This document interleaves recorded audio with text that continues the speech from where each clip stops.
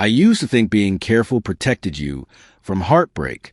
I was the kind of guy who double-checked locks, reread text messages before sending them, and never said, "I love you," until I was absolutely sure. My friends called me Cautious Ethan. It was a joke to them, but to me it was survival. Then Madison came along, and all my caution went out the window. She was magnetic in that effortless way some people just are, the kind who walks into a room and pulls gravity with her. I met her at a charity event through a client's referral. She was helping with interior design for the venue, and I was there pitching landscaping ideas for the outdoor renovation. I still remember the way she looked up from her sketchbook, her eyes curious and confident. "Ethan, right?" she said, like she already knew me. "Yeah." I replied, caught off guard. "Have we met?" "Not yet," she smiled, "but my dad's mentioned you. He likes your work." Her dad, Richard Clark, was a name I already knew. Investment banking mogul, multimillionaire, the kind of man whose handshake alone made people stand up straighter. I didn't know then that he'd end up playing such a big role in how everything would fall apart. Madison and I started talking that night, and by the end of it, we were sitting outside under the string lights, sharing dessert like we'd known each other for years. I told her about my landscaping business, how I'd built it from scratch. She told me about her dream to launch her own design studio independent from her father's influence. She laughed easily, listened intently, and every wall I'd built over the years started to crumble without me even noticing. For the first time, I stopped being cautious. 2 years later, I was down on one knee, proposing to her at the same spot where we'd first met, the garden I had designed myself. She said yes before I could finish asking. Everything after that was a blur of planning, invitations, fittings, and her father's endless disapproval. Richard Clark made it clear he thought his daughter was marrying below her class. He didn't say it outright, but the looks, the tone, the smug comment about ambition said it all. I ran a successful business, but in his world, if your name wasn't followed by CEO of $1 billion fund, you were basically invisible. Still, I loved Madison. I told myself love was enough to bridge the gap between our worlds. The engagement party was set for a Saturday evening at her father's country club, all crystal chandeliers, polished marble, and waiters who moved like they were floating. I wore my best Navy suit, the one Madison said made me look like I belonged. I thought we were on the same team that night. I was wrong. Halfway through the evening, Madison disappeared. I looked around the ballroom, through the hallways, even checked the terrace. Nothing. My stomach tightened. I finally spotted a waiter heading toward the coat room and decided to check there too. The door wasn't fully closed, and through the narrow gap, I saw her, arms wrapped around a man I didn't recognize at first. They were kissing like no one else existed. It took me a second to realize it was Ryan, her ex, the same guy she once swore she'd never speak to again. I froze. The sound in the room disappeared. My brain went blank except for one sharp thought. This can't be real. Ryan saw me first. His smirk fell into a half grin, like he was proud of what he'd done. Madison turned around, lips still glistening, eyes rolling as if I were the one interrupting something trivial. "Seriously, Ethan? It's just a goodbye kiss," she said, her voice dripping with irritation. "We have history." I didn't move. I just looked at her, waiting for something, an apology, a flicker of guilt, anything. Instead, she sighed. "God, don't be such an insecure loser. Ryan and I dated for years. We're just getting closure." Ryan snorted behind her. "Yeah, man, don't make this weird." Something inside me just went silent, like a switch flipped. I smiled, nodded, and said nothing. Then I walked away. "Ethan," she called after me, "don't you dare make a scene." I didn't. I walked out the front door, got into my truck, and drove home.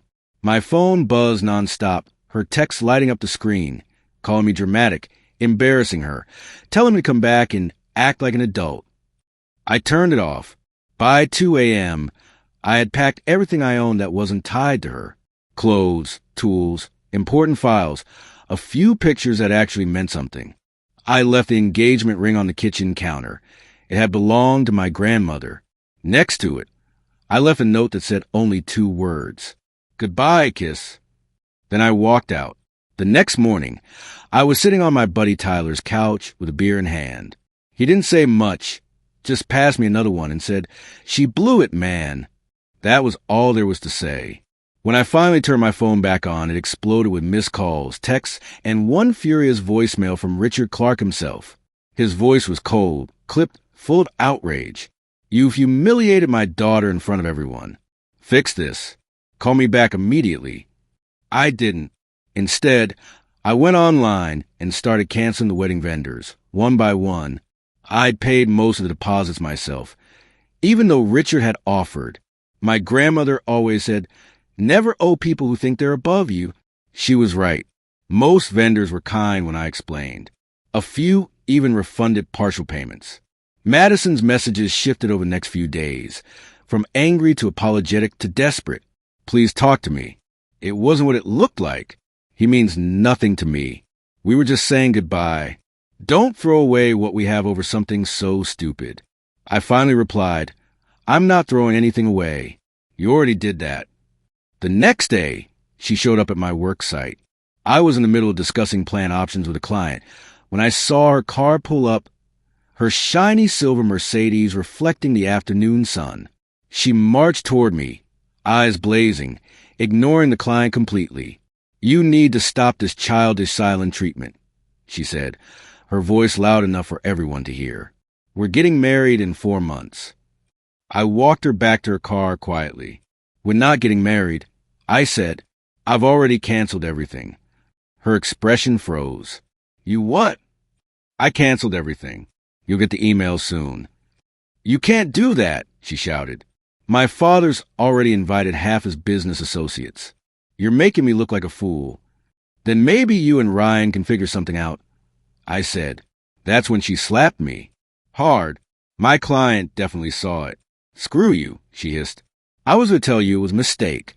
That Ryan caught me off guard. But now, I'm glad you saw it. You never deserved me anyway." I didn't flinch. I just looked at her and said, "You're more upset about losing the wedding than losing me." Her lips parted, but she didn't answer. She got back in her car and sped off. Later that day, Richard Clark called again. I let it go to voicemail, but this time his tone was different, calm, almost friendly. "Ethan," he said, "there's been a misunderstanding. Please call me back so we can discuss this like gentlemen." I didn't. 2 days later, he left another message, this time suggesting we could come to an arrangement to resolve this quietly. An arrangement. I called him back. "Are you trying to bribe me to marry your daughter after she cheated on me?" I asked. "I wouldn't phrase it that way," he said smoothly. "I'm offering compensation for your emotional distress." I laughed. "You think this is about money? Keep it." Then I hung up. That night, I got a text from an unknown number. "This is Ryan. We should talk man to man." Blocked. For the first time in years, I slept soundly. No more pretending. No more performing for a family that looked down on me. Just quiet. It wasn't anger anymore. It was peace. What I didn't know then was that the real storm hadn't even started yet, and the Clarks were about to learn exactly what happens when a man they underestimated stops being cautious. It had been 5 days since I walked out of that engagement party and straight out of Madison's life. You'd think the storm would have died down by then, but if anything, the silence that followed felt heavier than any argument. I moved the rest of my stuff out while she was at work. The apartment that had once smelled like her perfume and candles now just smelled like cardboard and dust. I left my spare key beside the ring box. No note this time, just finality. When I stepped out of that door for the last time, I felt like I could breathe again. A few hours later, Richard Clark called again. I let it go to voicemail. His tone had shifted completely. "Ethan," he began, voice calm, almost too calm. "I think there's been a misunderstanding. Let's talk like adults. This doesn't need to become a spectacle." I stared at the phone, a half smile forming. Now it was about his reputation. I didn't call him back. Instead, I threw myself into work. The Westview Park bid was still pending, and landing would mean securing the biggest contract of my career. The kind that changes a small business into a regional player overnight. I poured every ounce of focus into preparing for it. Madison, though, couldn't take the hint. Her texts piled up, starting with passive-aggressive remarks and ending with desperate apologies. Ethan, please. I messed up. You know me better than this. You can't just walk away from everything we built. Please. I love you. I didn't reply. Not once. Until the day she showed up at one of my sites again. It was mid-afternoon. I was with my foreman, checking irrigation lines, when I heard tires screech to a stop on the gravel road. Madison climbed out, sunglasses hiding her eyes, her hair pulled back like she was holding herself together by force. You can't ignore me forever, she said, her voice trembling somewhere between anger and panic.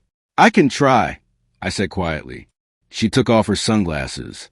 You're seriously ending our engagement over a kiss? One stupid mistake. I looked at her for a long second. It wasn't a mistake, Madison. A mistake is forgetting an anniversary. A mistake isn't hiding in a coat room with your ex at your own engagement party. Her face twisted. You're blowing this out of proportion. Then we don't belong together. I said simply. She stared at me like she couldn't believe the calm in my tone. I used to flinch when she got angry. Now I just felt detached. Her next words came out sharper, desperate. My father is furious.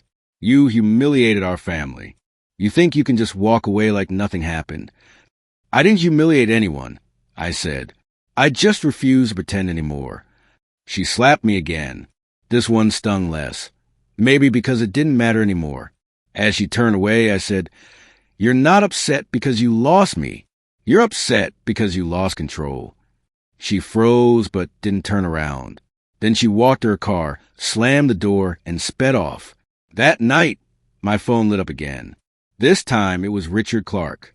I picked up. Ethan, he said smoothly, we need to discuss the situation. There's nothing to discuss. Don't be hasty. Everyone makes mistakes. Is she sorry it happened or sorry I saw it? I asked. A pause. Then his voice hardened. Look, I understand you're hurt, but perhaps we can come to an arrangement to make this go away quietly. I almost laughed. Are you trying to buy me off? I'm trying to protect my daughter's future and yours, if you're wise. Keep your money, Richard. I hung up. The next day, I got a text from Ryan. We should talk man to man. Blocked. But something in me stayed uneasy. Not fear, just intuition. I knew men like Richard Clark didn't take no well, and I was right. A week later, he showed up at my office unannounced. My receptionist looked nervous when she buzzed me. There's a Mr. Clark here to see you, she said carefully. I walked out to find him sitting in the waiting area, polished as ever, flipping through a landscaping magazine like he owned the place. Ethan, he greeted, standing up. Do you have a moment? I led him into my office and closed the door. He didn't waste time. I've been looking into your business, he said. Impressive for a man with such a humble background. I said nothing. He leaned back in the chair. You've done well for yourself, but it seems you still have some financial vulnerabilities. Equipment loans, ongoing project bids. For instance, that Westview Park contract you're pursuing. My pulse kicked up, but I kept my expression neutral. What about it? He smiled faintly. Did you know I'm on the board that reviews those bids? There was the threat, cold and clean. I folded my hands. Are you threatening my business because I won't marry your cheating daughter? I'm pointing out that actions have consequences, he replied smoothly. Vanessa made a mistake. Madison, I corrected automatically, and now you're punishing her by humiliating our family. It's unnecessary. One kiss I happened to see, I said flatly, that's what you call a mistake. What would you call months of lies? He ignored that. Be reasonable. The wedding can be postponed, not canceled. This can all be fixed. Why are you so desperate for this wedding to happen? I asked. You never even liked me. He hesitated. Something flickered behind his expression. Calculation, not emotion. Madison wants his marriage, he said finally. No, she wants a wedding. There's a difference. His jaw tightened. You'll regret this, Ethan. I already don't. He left after that, but something about the encounter gnawed at me. The desperation, the power play, it didn't make sense. Why would a man like him care so much about salvaging a wedding he didn't even approve of? That night, I called my friend Marcus. He worked for a legal firm that handled corporate audits, and I knew they'd done some work with Clark Holdings. Can you check something for me? I asked. Anything unusual happening with Richard Clark's company? He hesitated. What's going on? Just a hunch, I said. An hour later, he called me back. Dude, he said, his voice low. How the hell did you know? Clark Holdings is under quiet SEC scrutiny. There's talk about discrepancies in their quarterly filings. Nothing public yet, but it's serious. Suddenly, everything clicked. Richard wasn't trying to save a wedding. He was trying to save his image. A high-profile marriage between his daughter and a successful, respectable businessman would have helped project stability during the investigation. Without it, there was just more smoke. I texted him one line that night. I know about the SEC. No reply. The next morning, the board approved my Westview Park bid without a single delay. I guess he got the message. Meanwhile, Madison's narrative started spreading. Word got around fast, mostly from her friends. Apparently, I was controlling, jealous, emotionally distant, that I'd isolated her from her social life. Old friends started calling, asking what happened. I didn't hide it. I told them the truth. I caught her kissing her ex at our engagement party. I said, then I left. That's simple. Let people make their own conclusions. Then one day, I got a message request on Instagram from a woman named Ariel. Hi, you don't know me, but I think we need to talk. Her next line made my jaw tighten. I'm Ryan's girlfriend. Or I was, until I found out about Madison. We met for coffee that same week. She was calm, poised, with tired eyes as if she cried all the tears she had. She showed me screenshots, texts, photos, receipts. Madison and Ryan had been seeing each other for 6 months, not a goodbye kiss, but a full-blown affair. One message burned into my brain. Madison had written, Ethan is just a stepping stone. He's got good business connections. Once I get my design brand off the ground, we can finally be together. I sat back in a cafe chair, staring at the screen. Ariel stirred her coffee quietly. The night before your engagement party, Ryan told me he was going to end things with me, that he and Madison had plans to go public soon.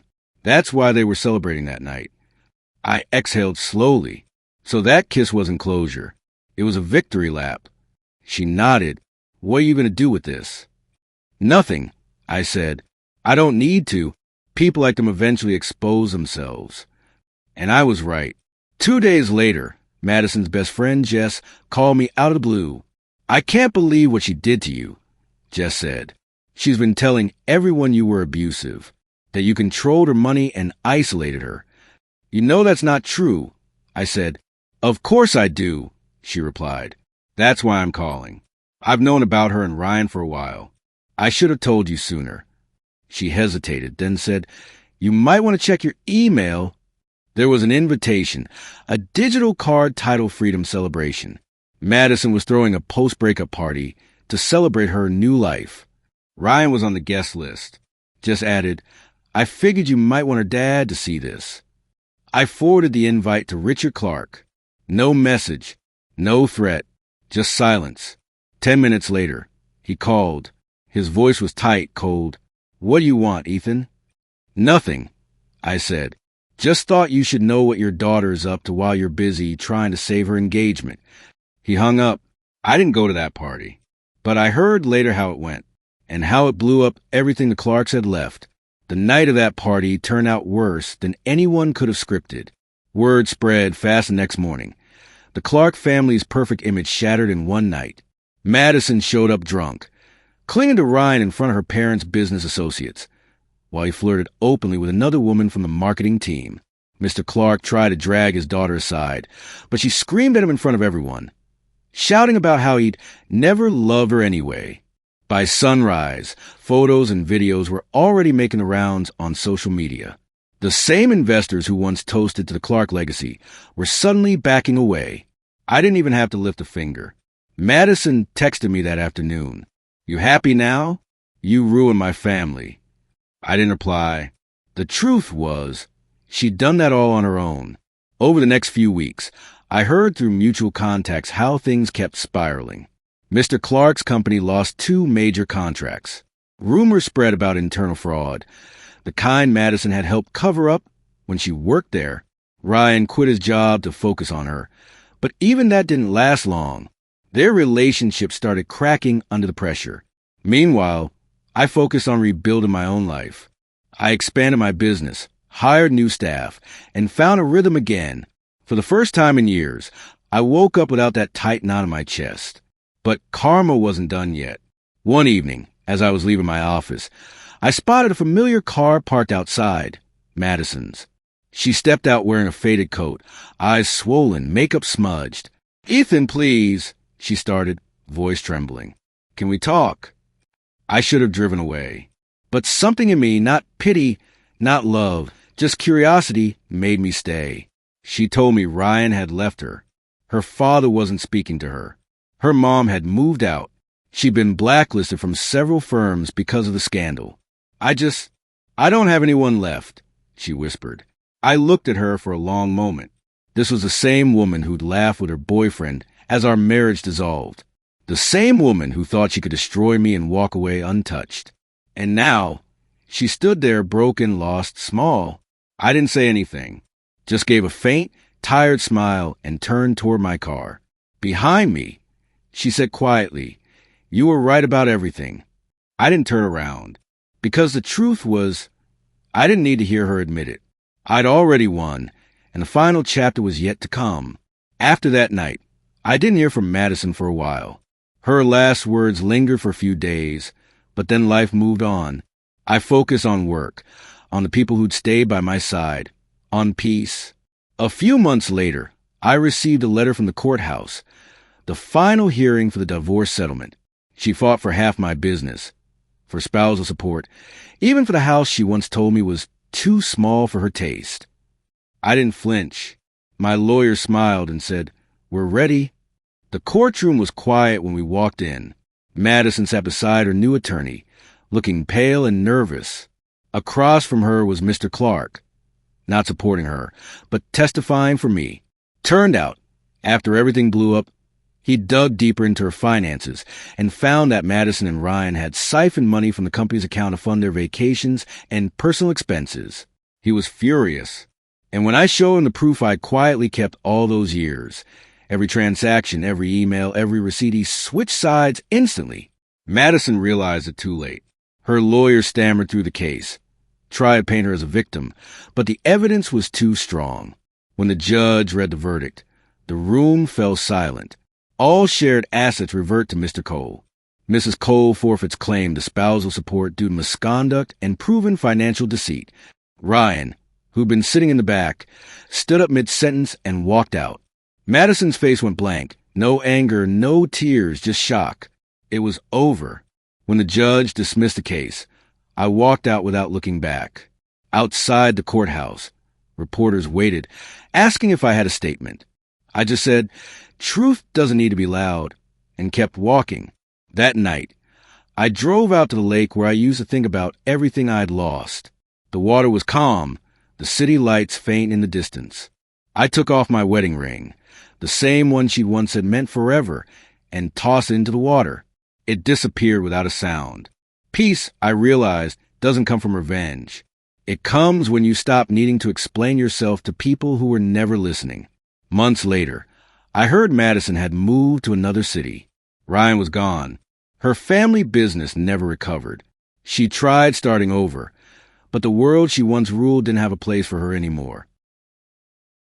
As for me, my company grew bigger than I'd ever imagined. I met someone new, someone genuine, who didn't care about money or appearances. And every time I look back on those years, I felt nothing but gratitude, not for the pain, but for what it taught me. Because in the end, Madison's biggest punishment wasn't losing me, the money or her reputation. It was realizing she'd traded everything real for nothing lasting. And that's a loss no court could ever fix. And with that, our story comes to an end, but the real story begins with your thoughts. What would you do if you were in this situation? Let me know in the comments.